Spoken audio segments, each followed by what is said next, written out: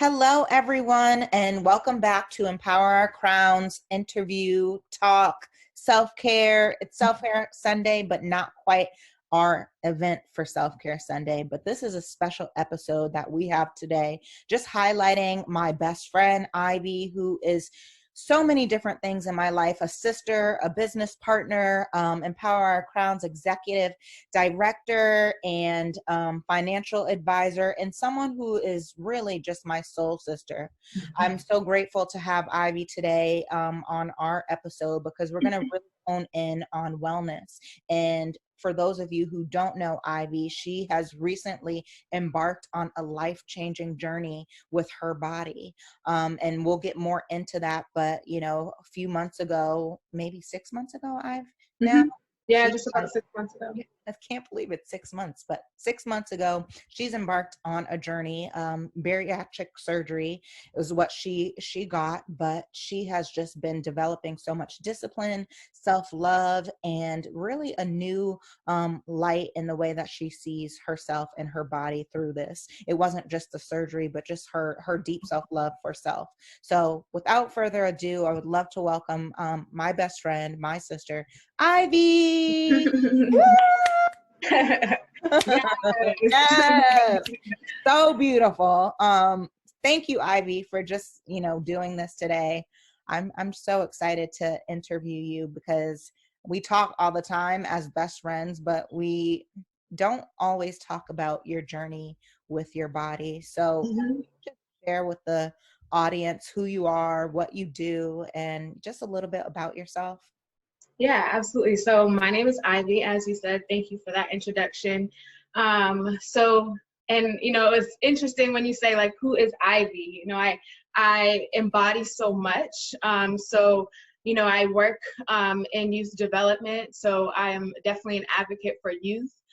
But me as a person, I'm a God-fearing woman who is really in a journey of loving myself into my purpose. And I know that is something that, Empower Our Crowns workshop really is invested in really finding who you are. And this past year or the last 9 months or so, I've really been able to do that. I've always been a person who wears my heart on my sleeve and pours so much into other people. And so I'm really happy that I've taken this time to pour into me. It's something that I should have been doing my whole life, but to see it blossom in the past 9 months, it almost brings tears to my eyes. Yeah, definitely. And it's just, being your friend since we were 7. So that's going on, wow, 21 years. That's so long. And to see who you are today, it's so amazing just to see that growth and that blossoming, as you said. It's amazing. But today we're going to talk specifically about how you've blossomed, since the bariatric surgery. I guess, would you explain what that even is and like what has come about since you've Yeah, absolutely. And so 6 months, well, it was April of last year that I went to an information session at Beth Israel Milton Hospital on bariatric surgery. And it was something that I had been thinking of for a long time. I have struggled with my weight my entire life. I was actually just looking back at some of my pediatric records today because I hit my goal of 180. My goal was 175, 180. So I hit that 178 point. And yeah, super exciting. And so I was looking back at my pediatric records. The last time I weighed 181 was in 2005. Oh my gosh. I was like 12, 13 years old. Wow. I've struggled with weight my entire life. Like, my mom first set me up with a nutritionist when I was around that age because she didn't know what to do. Mm-hmm. And so I had gone to an information session before when I was maybe earlier in my 20s on the lap band, but my doctor didn't recommend it. And so Fast forward to last year, I went for an information session on bariatric surgery, and I was interested in the gastric sleeve. And so in August, I started the program at Beth Israel, and I was in the pre-op process for about 3 months. I had surgery on November 6th. And so this Wednesday, May 6th, will be 6 months. What? Post-op, which is crazy. So just a little bit about gastric sleeve for those who may not know. So basically, they do the surgery, what is called laparoscopically. So they just go in with like small needles. So there's not that, I don't have that many scars. There's not like a huge line or anything like that. And they cut off like 80% of your stomach. And so my doctor described it as your stomach, the adult stomach is the size of a cantaloupe. And it goes to about a banana. Oh my God. It's small. So the content, the amount of food that I'm able to eat is significantly reduced. And therefore I lose a lot of weight. Right. Wow. So to date, I've lost about 130, almost 130 pounds. Wow. Yeah. 130 freaking pounds. Which is that is a freaking human being. Right. It is. Yeah. Wow. And with the gastric sleeve, I will say they predict you to lose about 65% of what is your excess body weight. And so I've definitely exceeded that. So my surgeon at the beginning, I told him what my goal was. And he's like, well, you're basically trying to make your sleeve work like a bypass. And although that's not impossible, it's going to be very hard. And I did that. So you manifested it, honestly. You know, you said what you wanted going into the surgery, and look what's come out of it, you know. And I know you have such big faith, so I'm sure that at times you're like, oh, can this really happen? But look at God. Okay, so another question. I can't hear you. Can you hear me? Nope. How about now?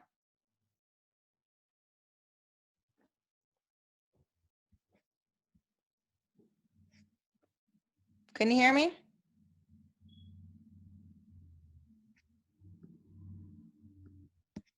Can you hear me? Yeah. Oh, I can hear you now. Okay. So hold on. I'm gonna pause it. Hello? Yep. Perfect. Okay. So a lot of people would ask, you know, Ivy, you're so young, you know, you are healthy. Why would you get this surgery at this age? And so you're right. You know, I am young. I'm 27 years old. And it's something, like I said, I've struggled with my whole life. So it was definitely not a decision that I made easily. And the program that I went through is very rigorous. They had a multidisciplinary, I always have a hard time saying that word, but you know what I'm trying to say, approach, where, you know, I met with doctors, nurses, I had to do a psych eval. I had to meet certain guidelines throughout the program. But I think it was around the time when I was 12, when I was first told that I was pre-diabetic. And so this is the first time in 15 years that, you know, my blood sugar levels aren't an issue, and I don't have to worry about that. Diabetes runs in both sides of my family. And when I went to the information session, they showed a chart of, you know, all these different health issues that can be directly related to obesity. And I had many of those, you know, migraines, sleep apnea, and, you know, cancer. Some cancers are even directly related to obesity. And, you know, my dad died of cancer. That's one of my biggest fears in life is cancer. My grandfather died of cancer. And so although I didn't have, you know, serious health issues, if I continued on the path that I was on, I would have. And so I needed to take a serious approach that would have set me in my tracks for the rest of my life, and when I hit 30 to be successful. You know, I want to get married and have kids and be able to chase around them and not worry. And that was a fear that I've always had. I mean, I was 308 pounds, and although I didn't look it because I'm tall and people said like, oh, you carry your weight well, you don't need to get that surgery, but I knew at that time what was right for me. Right. And you made a decision that would change your life. It's, you know, you said you had so many goals. You had, you know, you want to get married, you want to have children, you want to be healthy. And there were a lot of risk factors, whether it was genetically or, you know, just biologically, that were kind of impacting your goals. Absolutely. And there was more risks in me being obese than I had going into surgery. And the other thing that some people, there's like the connotation that, you know, surgery is the easy way out. And that's definitely not the case. Like, my pre-op process was some of the hardest things I've ever experienced in my life. I mean, other than like the loss of my dad and things like that, but like, it was hard, like making these changes and doing things like, I mean, me and you joke all the time. The things that I eat, in terms of what I used to eat before, the lifestyle that I lived before, like, it's a huge change. The surgery is a tool. You still have to eat healthy. You still have to make those decisions. And also in your mind, like, it's not just about what you're eating and exercising. There's like a huge mental component that goes along with it as well. Yeah. So it seems like this surgery has impacted all life domains, you know, spiritually, mentally, physically, emotionally, you know, financially, I'm sure there's like save money, spend less on food. Right. Yeah. So it's done way more than, you know, people see for the outside, I guess. Absolutely. Okay, Ive. So now we're going to transition into kind of your relationship with your body. And we'll go back and forth with kind of how your relationship was to kind of how it's evolved over this time and the beauty and the beast, I guess, of your body. So the first question is, if my body could talk right now, what would it say? My body would be screaming. It is screaming pride. Not even what would it like scream. What would it say? It would say, I am so freaking proud of you. Like, you did that. And you're like, although I've hit my goal, I still have a lot of work to do, but my body is telling me like, you're strong and you can keep going. Like, look what you just accomplished in 9 months time. I mean, I started my journey 9 months ago, although it's been 6 months since I had the surgery. Like, look what you could do in less than a year. Right. Right. 130 pounds in the year. That is magic. Mind blowing. It's crazy to me. Like, I'd be walking by the mirror and I'm like, wait, who are you? Who are you? Who's that sexy beast? What would you tell your old body? Like, do you ever think about that? Like, what I would tell my old self to like love myself. Like, give yourself grace. I mean, I'm my biggest critic. Like, and I say that I'm good at like beating myself up, but that's not something to be good at. But I guess that's one of my weaknesses. Is that's kind of one of my strengths, if that makes any sense. So I would like be kind and don't pay attention to everyone else. Like, this is your body. This is the vessel that God gave to me. So love yourself, not what other people pour into you or tell you to be or look like. Yeah, I love that. Okay. What is one way that you celebrate your body daily?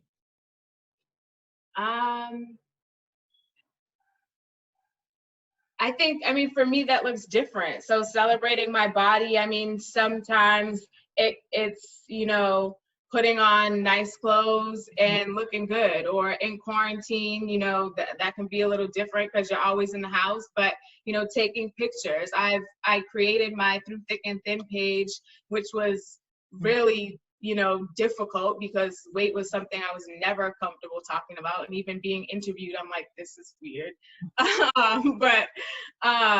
You know, just looking in the mirror and like pouring self affirmations into yourself, putting on makeup, doing your eyebrows, doing your hair. I mean, I'm an eyebrow specialist, so I always want eyebrows on point. So I feel like if your eyebrows look good, the rest of your face just automatically looks better. So just yes. and that's something I'm learning too. Yeah, to celebrate. So it seems like you have different things that you do on a daily basis to celebrate your body.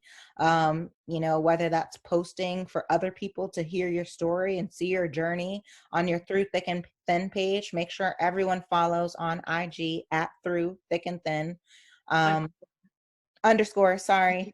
And then, you know, just sometimes like getting dressed up and just looking good and looking at yourself, having to walk past the mirror and be like, hold up, who's that sexy girl who lost 130 pounds?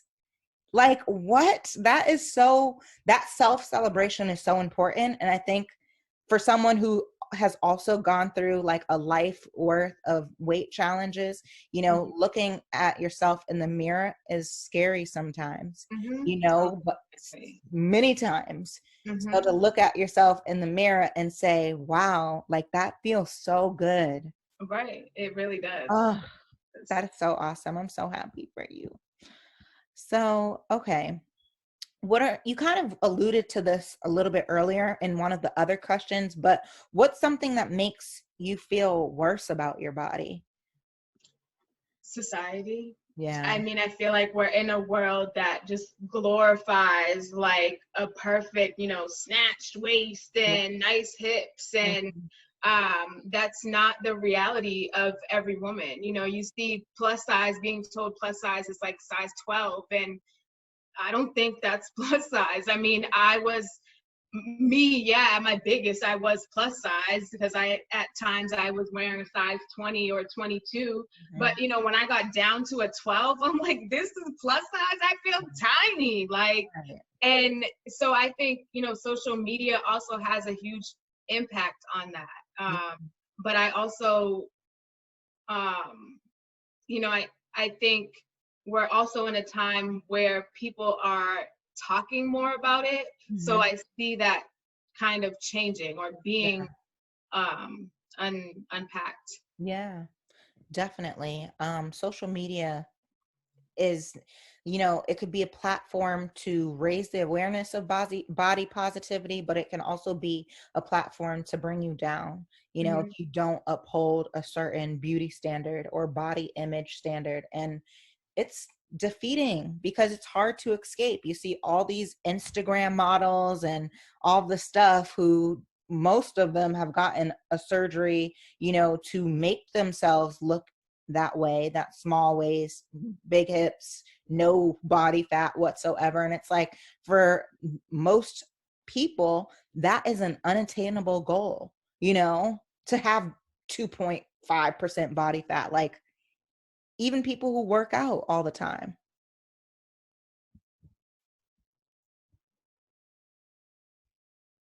I mean, because I've had a lot of loose skin. So I've been thinking, you know, do I want to get rid of, like, can I achieve this with exercise, or do I need to get skin removal surgery? And I don't think there's anything wrong with surgery, but I think there's an issue when it's glorified, or when men only want a woman that's shaped a certain way, and, you know, oh, you have a gut or a tummy, or you don't have a ass like Kim K. Like, no, that's not everything. And it's not all about body image. It's about what's also in the inside.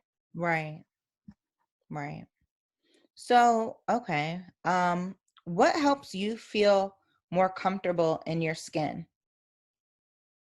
One thing that helps me feel more comfortable in my skin, I think, is just knowing that, you know, this is the body, like I said, that God has given me. I've been in a spiritual journey where my faith is at a level where it's never been before. And my relationship with God is incredible.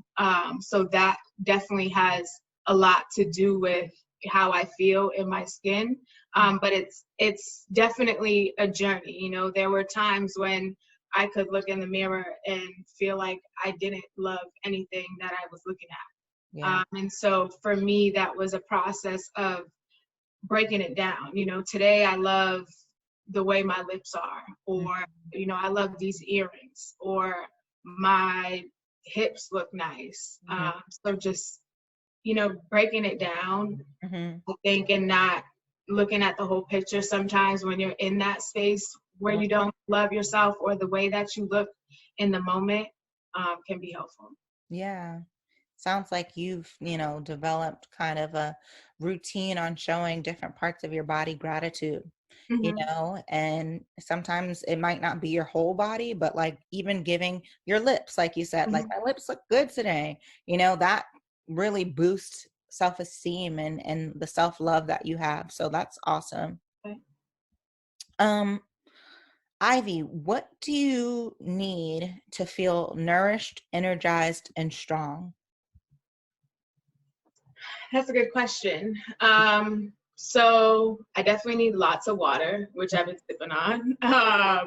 So water is definitely something that I need to feel nourished throughout the day. I mean, I've cut out basically all beverages other than coffee, tea, caffeine-free tea, and coffee, 1 cup of coffee a day. I drink like protein shakes and stuff like that, but I don't really count that as like a drink.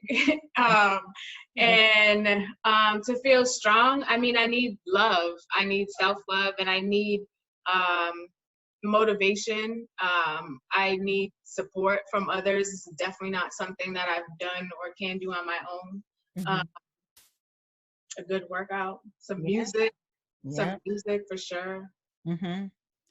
And you, like, I know you so well.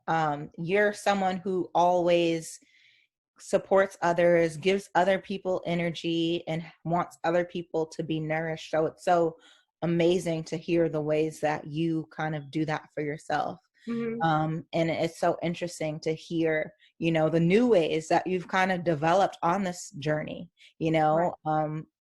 working out, that's something, that you've just been doing so much lately, Yeah. And and I've definitely like had my ups and down relationships with working out, and like all the times where I've lost weight, and then because there's been times when I've lost like 50 pounds before, even without before surgery, and I end up gaining it back after I plateau and get frustrated with that phase. But I've learned to try and develop new relationships with food or with working out and stuff. Mhm. So, what is like your advice for people who may not get the surgery, but like are experiencing difficulties with their relationship with their body? I mean, I think so. For me, it wasn't just a relationship with my body; it was also a relationship with food. Mm-hmm. So breaking that down, and one of the tools in the program that they used in the beginning was many different questionnaires and surveys. Like they asked me more questions than I've ever been asked in my entire life. Mm-hmm. And so I really had to like look at that. And I've also been in therapy my whole life. So it's been something that I work on in therapy, Mm-hmm. of like, where did these, ideas of uh, self-love or those issues with self-love or self-image start, and like why. Mm-hmm. So I'm working on that. But my relationship with food, like thinking of when you're emotional eating, or like you're happy, like celebrating something and you're eating, or just the different relationships that you have and what those look like. So for my advice, trying to think back to your question, to other people, just try to break it down. And like I said, don't look at the whole picture, because it can be very overwhelming. Like for me, I was unpacking 26 years of behaviors. So to do that in a short period of time can be overwhelming. So breaking it down little by little, why do I have these issues, and starting to work on them, like practicing. I know Empower Our Crown had the positive affirmations month, so investing in stuff like that. Right. Yeah. And it could be so hard. Something that came to mind as you were thinking is like, are we eating to live or living to eat? Eat. And when we're living to eat, we do emotional eat. We eat whether we're happy, we're sad, and food becomes a comfort for us. Oh, You definitely. know? And if we're eating to live, then we're really intentional about what's going into our bodies. Right. And Um, it's funny that you say that because I mean, I was definitely living to eat. And I mhm, mean, parts of me still does. mhm. But, you know, when you eat to live, like you said, what are you eating in Yeah, order to live, in order to nourish your body? You know, are you getting your nutrients, your vitamins, or are you eating like comfort food and things that your body doesn't need? mhm, yeah. So, how do you manage like stress now with like the relationship you have with food, with your body? I know some days are great for you and some days are still hard. Like, what do you do? So prayer is definitely one of them. Pray on it. Rely on my support of my friends, obviously you. Um, Always, pouring into me when I need support when I'm stressed. My weight loss surgery program has a support group. Before the whole coronavirus, they had two. One that was a pre-op and post-op mix, and then one that was just for post-op patients. And I used to attend both of them. Um, so that was twice a month. Now they're just once a month. So I still attend those virtually. And my, through thick and thin page, I have some friends who have gone through the surgery that I lean on. Obviously my family. Um, so aside from people, I can sometimes working out helps me when I'm stressed. Yeah. Putting on some music and just being in that zone can Mhm. help, sweating it out, getting a good workout, taking a super hot shower Mm, definitely helps when I'm stressed. yeah. So it sounds like you have a good toolbox to stress now, Yeah. when you That's the thing stress. that is developing over time. I mean, I'll share, there was a time when I was severely depressed. And so in that time, when I was stressed, what that looked for me was eating ice cream, being on the couch in sweats, Hmm. not doing my homework when I was in my master's program. Yeah. Um, so it can look very different in different phases of life. But for me right now, I thankfully have healthy coping mechanisms. Good. Yeah, healthy coping mechanisms are so key. In Empower Our Crown, in our personal lives, we talk about stress a lot and how to decrease that. And depending on how you are, like in your current life circumstances and how you perceive self and how you treat self, kind of determines how you treat stress and how you Mhm. let stress into your mind and your body and your spirit. But when you are able to, think clearly and have a better relationship with self, you can incorporate some of those great stress tools, to decrease that stress. So thank you for sharing, your coping tools. You said, having a support system, that is huge, being able to talk to others about what's going on and have them help, whether it's through therapy, friends or family. And then you said music, music and working out sometimes.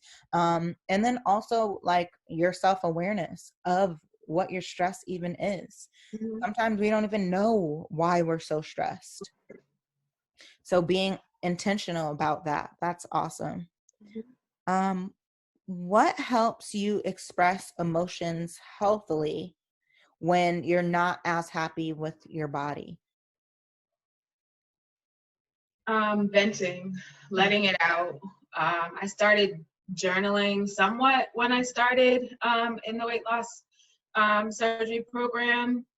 And then, that was what really compelled me to start the Instagram page, because there was a lot of people on Instagram, a huge weight loss surgery community. And at first I was very fearful of, the negative feedback or connotations that I would get or that were out there about surgery. And so it was really hard to expose myself. But then I realized it was a platform for support. So when I'm struggling, you know, I reach out. One of the things that I've been struggling with lately, which is a side effect of surgery, is hair loss.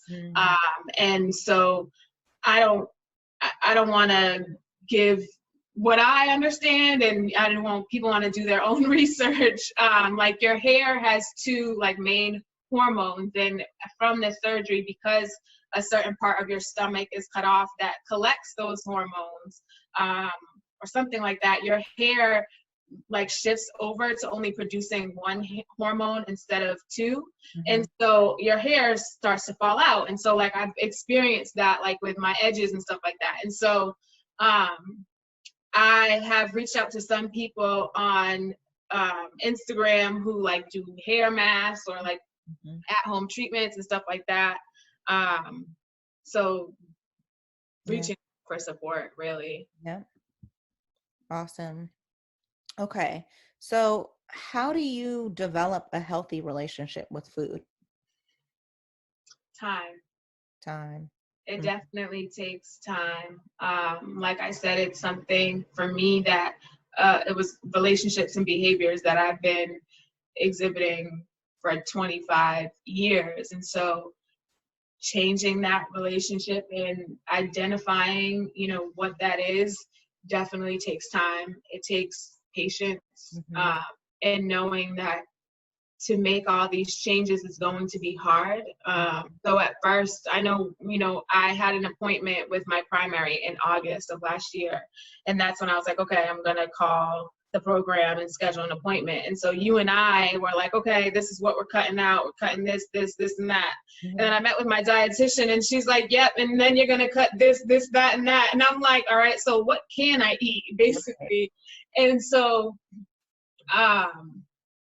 you know, logging things on like MyFitnessPal and starting to understand what your body needs to live off of and to keep yourself going was definitely something that I needed to learn. And like taking vitamins every day, because that wasn't a habit that I would like thought of as very important. But you know, as I'm like making these changes, I'm like, okay, these are things that you need to take very seriously. Right. Yeah, I love that because like sometimes people's relationships with food are so complex because we struggle with identifying what our body needs and what we want, you know, and it's hard because food's awesome. I love food, you know, so sometimes like, I'm like, I want this, like I'm very hungry. Yeah. And, you know, but it's like your body doesn't need that much food. Yeah. Or like, or do you just want like comfort food? Like you want something sweet, or you want something like that is just going to make your stomach feel good. Like I want some, I don't know why lately I just want some mashed potatoes. So for me, that's like a comfort food, I guess. But I've started to try and develop alternatives for that. So like when I want ice cream, I'll do like frozen pineapple and make like a sorbet, or I'll make like a ice cream with bananas, which seems like, all right, Ivy, you're ridiculous, but it can work sometimes. Like cauliflower pizza, if I'm craving pizza, like the best. It works. I mean, sometimes you do have to treat yourself, but there's alternatives. I love that. There are definitely alternatives. Like I mean, I love food. I've loved food since I was born, but there have been many different diets over my life that I've tried. So I've had to develop alternatives as well. You know, like if I'm not eating meat, how do you supplement, you know, fried chicken for, you know, unfortunately tofu, you know, but you make it good. At first it's like, ew, why would I ever do that? It's not the same, but we're good cooks. So I know like we can make anything out of nothing. Yeah. That's so awesome that you do that. And in the way that, you know, you've grown to like it, you know, okay, maybe I'm not going to have ice cream today, but I can have this bomb frozen sorbet, pineapple sorbet. And it still gives you like a similar feel. Right. Because it's cold, it's sweet, it's frozen. So it's really like, it seems like you've shifted your mind, you know? It's definitely a mental thing, like mind over matter. Yeah, that's awesome. So we only have a few more questions, Hmm. but I wanted to ask you, what does body positivity mean? You know, that word seems like it's just been developing Hmm. terminology in our society, but it seems like so many people have different definitions. So Hmm. what does that Yeah, mean for you? I think a lot of people do have different definitions, but for me, body positivity is being positive and having a positive outlook, and loving yourself or other body shapes, um, and just respecting that. For me, especially as I was losing so much weight, my body was going through different changes, and so I had to learn how to love myself at each step of that way. And how I think of like fat shaming and stuff Yeah. like that. Like, it people look how they want to look. If they're comfortable in their body at 350 or 100 pounds, then let them be. If they love themselves that way, then big ups to them. Hmm. Okay. And how do you love yourself? Loving myself, I think it looks different along the way.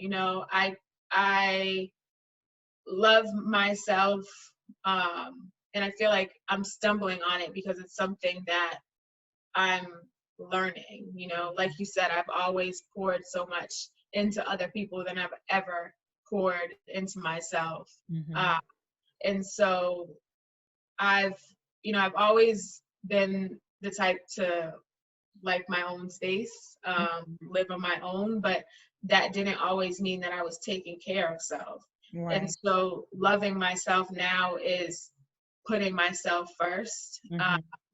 in various different aspects of life, and taking care and being true to myself, my Yeah. values, what I stand for, Hmm. and knowing that I have a voice to rely on, when there's something that I don't agree with. Yeah. I love that. And I mean, putting you on the spot, but I just have seen the development of your self love, not just because of surgery, but like just being more intentional with like taking Hmm. time for you and, developing your relationship with God, and like you said, it's for everybody, it's a process, it's a Hmm. journey. Like you don't just, there's days change, Right. moments, minutes, seconds change. Hmm. But the more you have grown, the easier I feel like it's been to like love yourself more consistently. Right, right. And obviously out of quarantine times looks more different than this, but like loving myself was getting my hair done, getting my nails done. Um, and also, something that I've tried to do to get into like routines of like using the same face products and hair products, of focusing on my body as a whole and Mm-hmm. just weight. Yeah, I love that. So focus, routine, focusing on your body as a whole. That is so key because so many times we are so focused on parts of our body and we may focus more on one part and the other gets put on the back burner. So to Hmm. focus on your body as a whole and treat it as a holistic process instead of a temporary, one part thing, Hmm. then you're able to love yourself even in the times that it's hard to. Right. So thank you for giving us that, holistic approach. It's so imperative. The last thing that I'm going to ask you is, what are three pieces of advice that you have for women who are struggling on their journey to loving themselves or their body? I can't hear you. Can you hear me? Yeah. Okay, can you repeat your question? I couldn't hear you. Sure. I said, what are three pieces of advice for women who are struggling with their body image or their journey with loving themselves? Um, Three pieces of advice. First, I would say stop, like pause, breathe, and like take a moment to be still. Like outside of any distractions, anything from the outside that may be in your head, like just allow that to clear before you set out on any goals, journeys, or decisions. I would say drink your water. Water is really important. And I would say be intentional about the goals and the process that you take in life, and make sure that it aligns with what you want, what you desire. You know, this is something that I did for me, and knowing that I didn't care what, you know, anybody had to say really about the decision that I made sure that it aligned with what I wanted to do. I made sure that it was a decision that I discussed with God, that I prayed on, that I spoke with my Father, even though he's not physically here, he's with me spiritually. So making sure that what you do is for you, staying true to yourself. I think that was 3. Yeah, it was.